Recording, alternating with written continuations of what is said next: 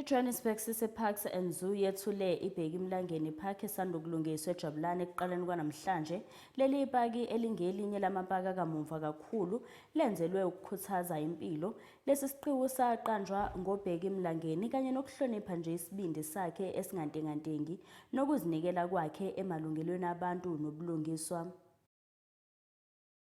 IJohannesburg City Parks and Zoo igqithise ngokusesikweni kubahlali baseJabulane ipaki esandula kulungiswa nenobugcisa bamva nje iBheki Mlangeni. Le paki yathiywa ngoBheki Mlangeni njengembeko yokukhalipha kwakhe okungagungqiyo nokuzinikela kumalungelo oluntu nobulungisa.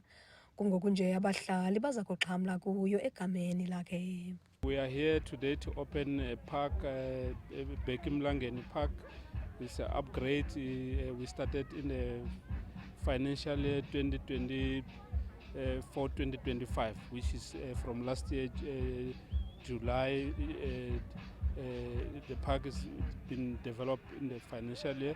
Now, our job is to ensure that we listen to our resident. Our resident requested that we upgrade our park. We have done that. So what we are requesting from our resident, look after this park. This park is for you. We want you to enjoy it.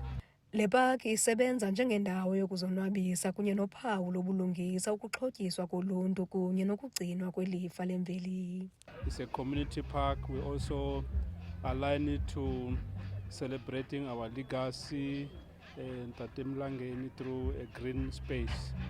Our mandate is to develop our parks. So this is part of our function, our activities.